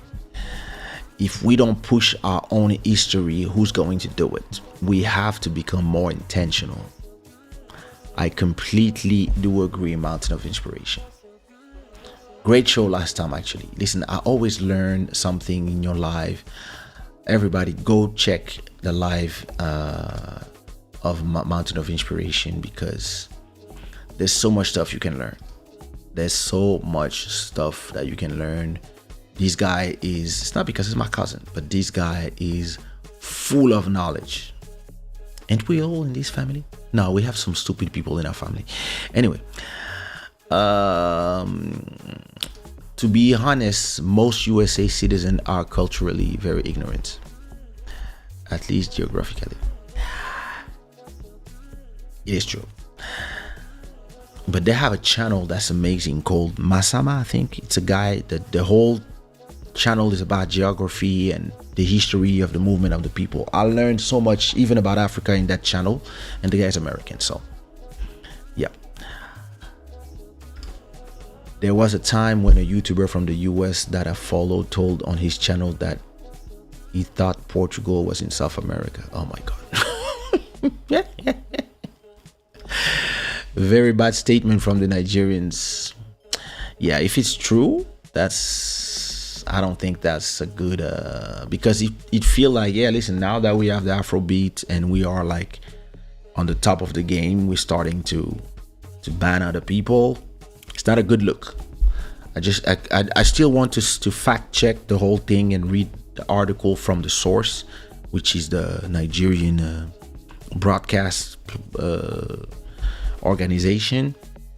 But if it ends being true, I don't think it's a good look. Listen, it's been 2 hours. I want to talk to you about something before I go. I want to talk to you. Let's leave those things. Listen, everybody, go follow me. Take the time. I'll wait for you. Go take the time to follow me on Vero. Amazing platform. It's Instagram, the better way. Everybody, go give me a follow on Vero. I'm gonna put again the link in the chat. I'll wait for you. Go and follow me there. Actually, I got 34 followers. Who went to follow? Who followed me? Let me see. 34 followers. Where do I see my followers? Let me check if in my followers is one of you guys.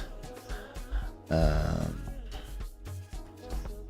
like the fact that there's a desktop app, so at least I can post stuff without, Okay, let's see. Frank? Who's Frank? Who are the two new people who follow me? Stephen M is following me. Okay, that's a new person. And Frank is following me. Who is Frank? My name is Frank K. I live in the US. Frank Lecoq. Brand new. Yeah. Frank, if you come from Club Shada, put a comment in my last post. Who liked my last post? Can I see who liked it? Stephen M. and Rot, digital strategist and creator. All right, interesting. Listen, great app, and you can use it without your phone. That's cool as well. Everybody, somebody just followed me on Vero. I see in there. All right. Listen, before I go, I want to talk to you about something, because sometimes I'm going to talk 10 minutes about why I'm switching to this new platform instead of Instagram, and I end up talking about social media for 2 hours. That's me. You know me and my rants. Actually, Buddy, that's why Buddy falls asleep every time when I'm with him on the phone. I talk for a long time. I would like to talk to you about, and I'm going to try to make it quick, something that I've been wanting to talk to you about, and it's the journey. And maybe it ties to everything. I really believe that in the world of today, everybody is pushing you the stories of a lot of people. And this is great because it's inspiring, but I think either people have no idea, but people tend to want to just mimic other people. What I mean by that is that it feels to me that I was listening to an interview of Kanye West, and he was telling about, I'm the next Steve Jobs, I'm the next Tesla, I'm the next Elon Musk, I'm the next this. I was like, first of all, I was like, okay, only white people, interesting. But second of all, I was like, why do you want to refer yourself to other people when you yourself, as Kanye West, you're a legend? Like, personally, one of my quotes that I live by, right? One of the quotes that I live by is, be yourself because everybody else is taken. And I'm very inspired by the creations and the dent in the universe that was created by Steve Jobs when he created Apple with Steve Wozniak. I'm inspired by the life of and the resilience of Nelson Mandela. I'm inspired by some of the African leaders on some of the good things they did. I'm inspired by Michael Jackson for his music. I'm inspired by a lot of people. Jay-Z for his achievement, from the streets to being a mogul and being one of the first to have brands, spirituals, own plantations of cigars, all that stuff. I look at that and I'm inspired, but at no moment I want to be like, when I remember people were telling me back in the day, oh, you the African Puff Daddy. I was like, no, I'm not. We don't even come from the same place. We don't even have the same trajectory. Listen, my journey is my own. And I believe most people should see their journey the way I see my journey. Meaning, your journey is your journey. And everybody else can be a source of inspiration, can be a source of learning to think about what you could do. But then you have to take all the information and fit them into your journey. I know a lot of people who made it. I know a lot of people who are trying to make it. I know a lot of people who failed to make it. And from everybody, I take inspiration. From mistakes that I've seen some artists do in the 90s, I learned to try to not recreate those in my journey whenever I would arrive to the same situation.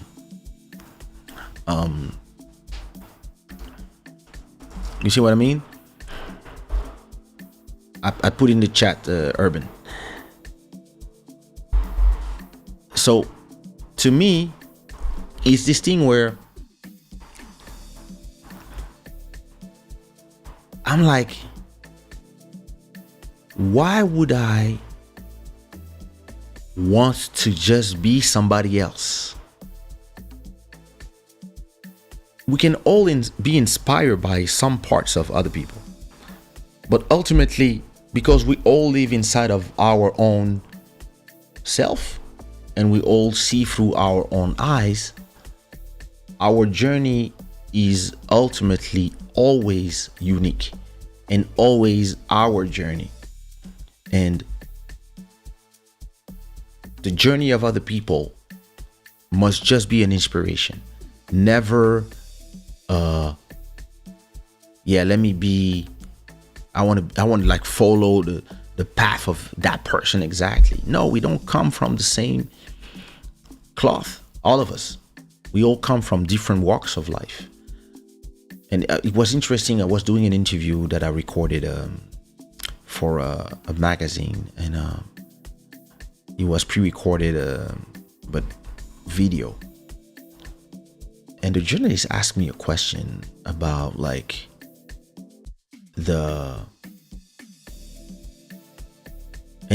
like when you talk to some journalists, when they want to know your opinion about something, and when they respect your opinion, they will ask you a question that is a real question. But because journalism died long time ago, and most people now are activists disguised as journalists, that person asked me a question that has an answer inside. The question was about the struggle of Portuguese black people inside of the music industry. And my answer was, I have no clue. Because first of all, I don't come from struggle. So to be honest, I have no clue. And I'm not gonna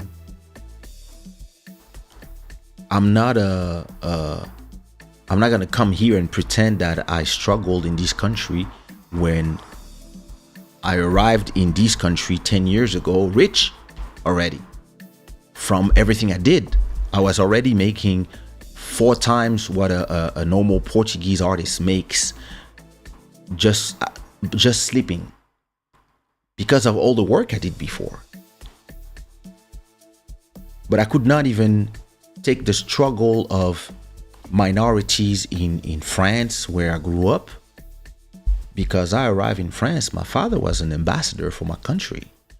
So I didn't struggle from food or my struggles are different. My struggles were getting accepted by the art community, getting like heartbreaks, love, girlfriends, being understanding who I was in terms of being born in Congo, growing up between Congo and Ivory Coast, changing nationality 4 times, speaking so many languages, trying to fit in, understand who am I, like early going from Congolese culture to French culture and European pop, and trying to decide who am I, like am I French, am I all these things, and having people try to answer for you.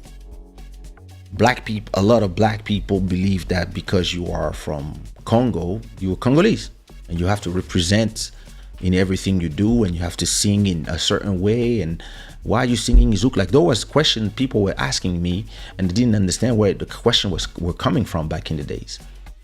Yeah, why are you, like, you Congolese, why you sing zouk? Like, why you think you from the West Indies? They don't like us. I was like, what? Who told you that? And I don't think I'm from the West Indies. I just grew up listening to zouk as well, and I did a song. It works. I'm a businessman. I was like, yo, it works. Let me do another one. Oh, it works too. Oh, let me do a third one. Oh, I make money too. Let me do more. But in the beginning, I wanted to do hip hop, but listen, this works. So I started doing this, and then I was seeing that I had influence on the whole movement, and there was stuff to do. So I just put myself into it, and I didn't really think about it that much. But some people will want to force their opinion on you, and they will want to force their journey on you. And I keep telling people, like, stop trying to force whatever you believe in people, and stop trying to force your journey onto other people. Because we might be exactly the same two people living the same thing. Let's say you are black, gay, and trans, and there's another black, gay, and trans. You might not have the same journey. You might not have come to the same place from the same path. So one person being an activist cannot force you to be activists on the same thing. And more social media, we just talked about it, a lot of people just want to have as much people in whatever is their cult. And as I was having a conversation with a friend about the journey, about how we got here and where we are going and what are my visions, my friend was telling me what was his vision. And then we have a third person that was telling us everything we said. But we were like, yeah, well, what about you? What you want to do? What do you think of doing? And for him, it was just, I don't know if he was impressed or whatever, but for him, it was just repeating what we said. Yeah, I'm going to do it this way, and then I'm going to do this, I'm going to do that. I was like, you know, something is interesting is that the way I arrived from the moment where CDs start dying and streaming start going up, I start focusing on streaming at the right time. And I started back in 2008. So I had the time to generate a catalog of 500 songs that is generating all the money it's generating today. It doesn't mean that somebody that starts now, where streaming is not starting, streaming is now. So if you start now, you will not have the same journey, because the competition is not the same as when I started and there was nobody online. Everybody was still on the CD business. And I was like, fuck the CDs, let me go to this. So my journey is unique. And everybody that was on the same path as me at that time had a similar but still unique journey. But anybody that starts now there's different problems, because there's way more YouTube channels, way more artists, way more DJs. I had the conversation with Buddy Sadva yesterday. We were talking about growing old in music, growing old as a DJ, and the frustration of people wanting to always pay you less, promoters, or promoters not giving you the respect you do, all that stuff. And I was telling him, listen, if you think about it, at 48, when I stopped performing, I was 18. The people who were doing parties when I was 18, a lot of them are retired long time. When I got my first success, let's say when I was really on my apogee artistically, from 1998 till 2007, I would say, a good 10 years run. all the promoters of that time, most of the time, are students. Most of them stopped their studies and they went back to their countries, or they have a job now and they don't do parties. So the people who do parties today are in their 20s, maybe they are teenagers still, and they don't care about an old singer that is 48. It's not their generation. They care about George, they care about Neni, they care about the new people. The same way we didn't care about the artists before us. We were respecting because we grew up on their music, but we were doing our thing. So at a point in the journey, a lot of people, they stop where it's sweet, but they forget that the journey is not over. And in an era where it's so easy to be a DJ, listen, Tractor, Auto Sync, you good. There's an app called DJ, D.J or something like that. Listen, you just select the song, it will DJ for you. So anybody can be a DJ today, as long as you do a good selection of songs. There you go.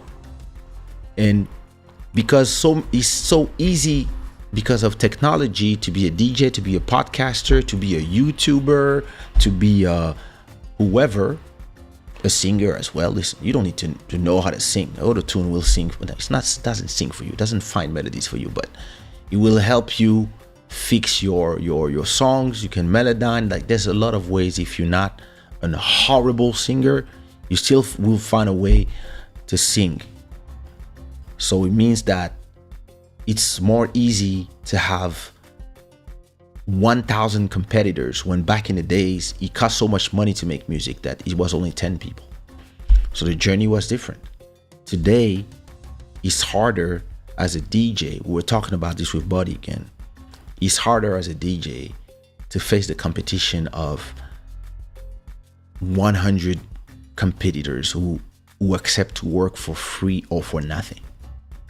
That's why I told beat makers, like, selling beats is dead. We used to sell beats for $5,000 a beat.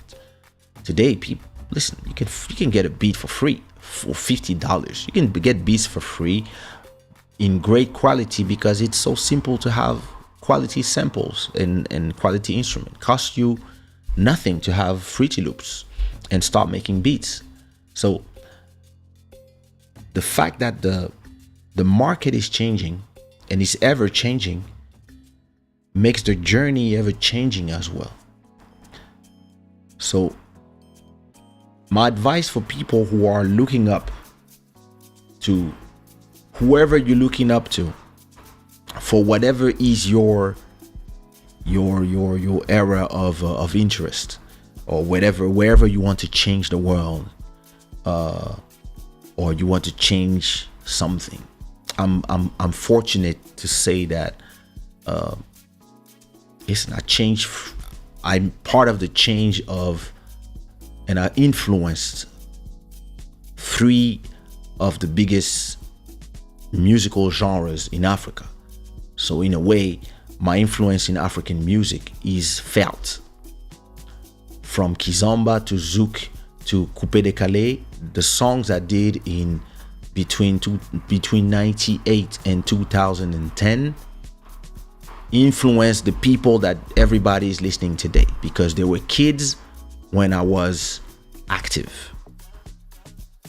So those kids now are influencing the kids of today, and their journey is different because I was born in Africa and I was an immigrant in France.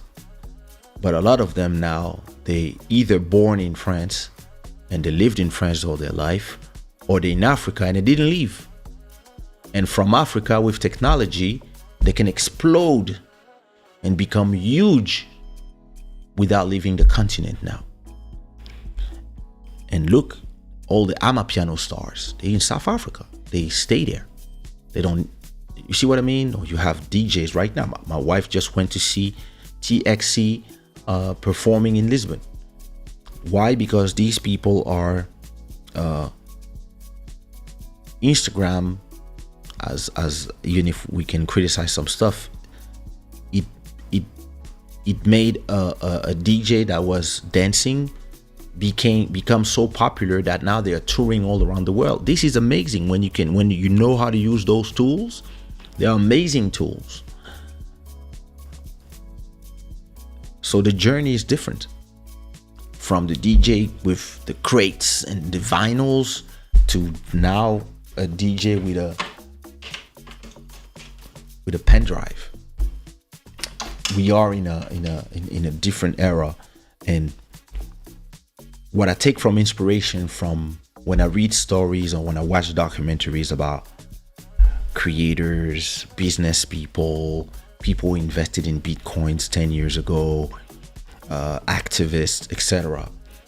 I never said to myself, oh, I'm going to be exactly like that person. I always said to myself, okay, I'm going to be myself because everybody else is taken. So I can be inspired by the energy of somebody. I can be inspired by the words of somebody. But I'm always going to try to write my own story. And maybe it's because my father is a great man in my country. He's very respected, and he was part of ruling a country, and it's kind of hard to feel the shoes after that. But you see, instead of trying to become a politician myself too, and I believe in a way I am, because I'm a man of influence. In the end, I chose my own path, and I had to fight to be able to go to this path because of where I was coming from. And not only I had to fight my people, because everybody was like, wait a minute, your father came from nothing to arrive up there, and you want to go back to nothing by singing? And I was like, no, I want to express I want to do what I like. This is my talent. This is my gift. This is what I've been given. That's what my soul tells me to do. So I had to fight my people to be able. I had to fight my parents, my father. And listen, the respect I have for my parents and my father, like if my parent told me no music, I wouldn't have done music.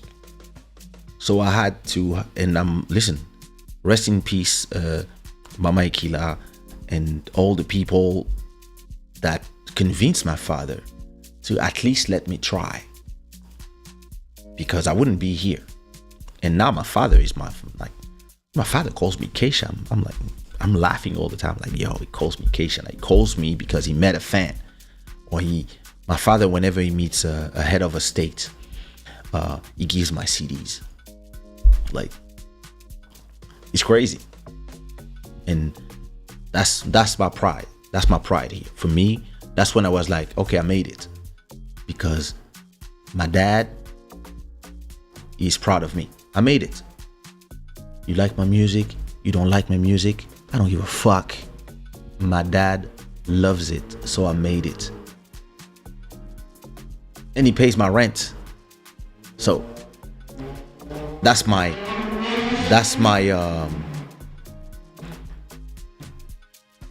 you see, my scale of value. My parents being proud is here. Making money from it is here. Then opinions of everybody else that don't buy it but want to give me opinion is down there. I don't care. But that's my journey. And then I still had to convince the people, like the people who didn't come from the same place as me. I had to convince them that I was worthy of being able to make music, because some people believe that you have to be born poor to make music. And yeah, I was not born poor. It's not my fault. I didn't choose. But for a long time, I was ashamed of it. I was ashamed that my father made it. I was ashamed that my mother was a princess. I was ashamed that my mother is one of the most beautiful women in Congo. All this, I was ashamed of that, because The people made me ashamed when I was dropped into population. When I was not dropped. I decided myself to leave the suburbs, the good neighborhoods in Paris, and go where the hip hop is. I went to perform. I went to do the freestyles everywhere because that's the Zulu spirit. This is the b-boy spirit. So I went there, and in the beginning, everybody was like, "Oh, who's this cute guy rapping in English? Oh, yeah, the boy is nice." Da da da da da. But then as you get popular, some jealous people come and say, "Yeah, his father is this." Oh, and all of a sudden, people hate you, and then you. But that's my journey. And that's not somebody else's journey. And what I'm trying to say here is be yourself, man.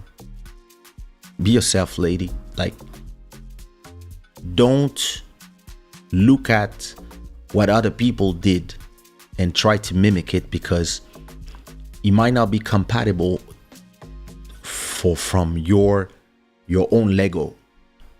Because most of us come from different things. I was telling you, my wife was raised in the Quranic school, learning surats back in Gabu in Guinea-Bissau. But before that, she was in Minsk, born under minus I don't know how many degrees, full Russia or Soviet era, and then we met each other, and that's the journey. And we don't come from the same thing, but we still found each other through both coming out of painful relationships. And this is our journey. It doesn't mean that it's going to be the same journey for my daughter. It doesn't mean that it's going to be the same journey for my son, because I will make sure that I give them what I learned. And not every person that is a black person is a victim. I'm proof of that. And not everybody that is a white person has a privilege. That's not true. All these are all the cults that are in social media that is trying to hire you, to take you and hypnotize you. I think the world today really needs a redefinition of self. Like, if we have to live in community, we also have to accept that everybody comes from different places and comes from different point of views, and everybody has the right to agree or disagree with certain things, and the right to care or not care about certain things as well. And I guess that's all I have for you tonight. I guess 2 hours and 30. That's enough. Listen, I hope you enjoyed that episode. Let me look at your comments. Especially now that I saw a clip of the director saying these were women who legit beat men. And I was like, why emphasize that and not the African history? That's the other subject. Kendris, what up, Kendris? Most of these stories are BS. I was 6 and I thought I could do this and that. Now it's more complicated than this. The failures, the money loss, etc. Yep, exactly. The journey. Listen, you have to be proud of your journey, because wherever you are right now is the result of the journey and is part of the journey, and the journey is not finished. You're still in the journey. All of us, we're still in the journey. And when I say you have to be proud of your journey, it means you have to be proud of the good things, the bad things as well, because this is what made you.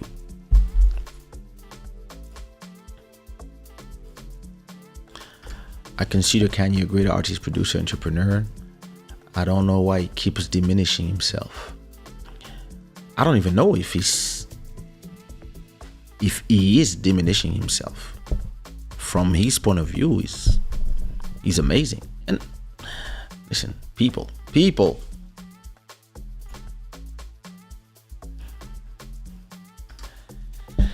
There was diaspora wars in your time too. That's nothing new. Listen, nothing is ever new. If we go 1,000 years before, probably was the person versus this, and like it's nothing new.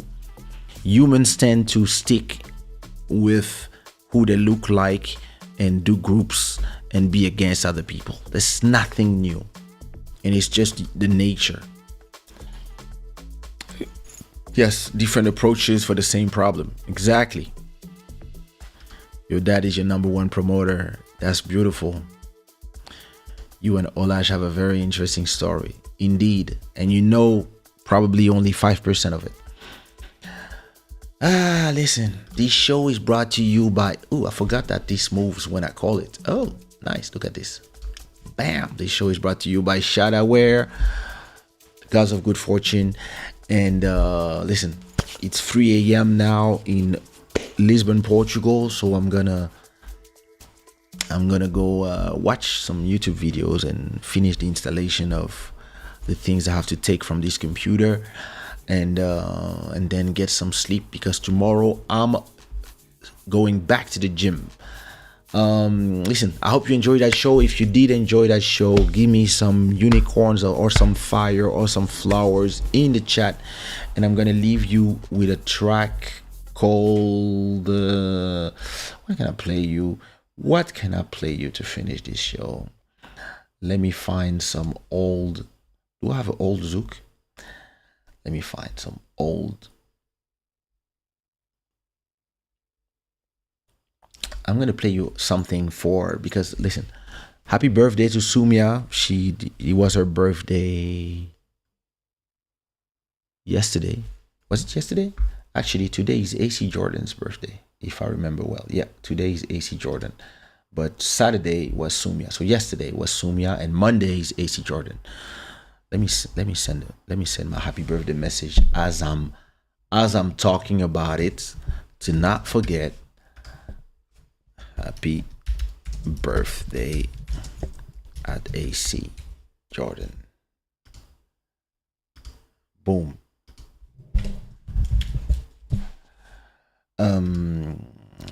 To celebrate Sumia's birthday, I'm gonna play you... Actually, I have to do a whole listening session with her of this album. I'm gonna play you a track from her first album that we released in 2003, 20 years ago, called Still in Love. And I'm gonna play you one of my favorite track called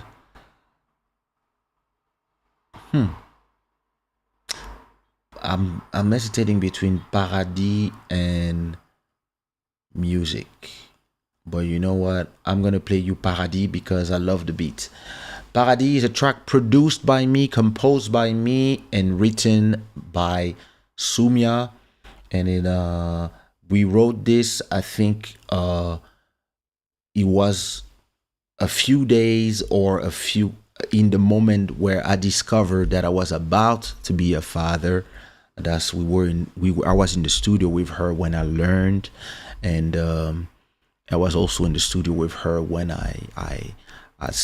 we talked during the session, and I was like, I have to tell my parents that I'm gonna be a father, and listen, they're gonna kill me, I'm gonna be excommunicated, like, I'm gonna lose the family name. I was so... And she told me, listen, stop worrying, take your courage, take a telephone card and go to the telephone, because there was no WhatsApp back in the days, 19 years ago, 20 years ago. She told me, go to the telephone booth on the highway behind the studio and call your parents in Congo and just tell them. And I called my parents, and I was like, okay, listen. And my dad answered the phones, and I'm like, hey Dad, how are you? He's like, oh, my son, how are you?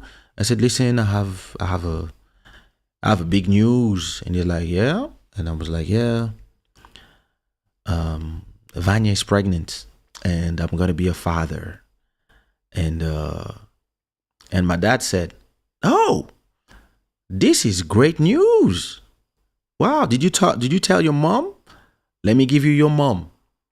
And I talked to my mom, and she was like, "Hey, I said, my darling." And I was like, "Yeah, mom, yeah, I'm gonna have a baby with." And she was like, "Aren't you separated?" And then she was like, "I'm gonna be a grandma. Oh my god, that's so amazing. You guys have to get back together." And then I remember that I just hanged up because I was so shocked that they were just happy. You know, I respect my parents so much that I was like, I'm not married. At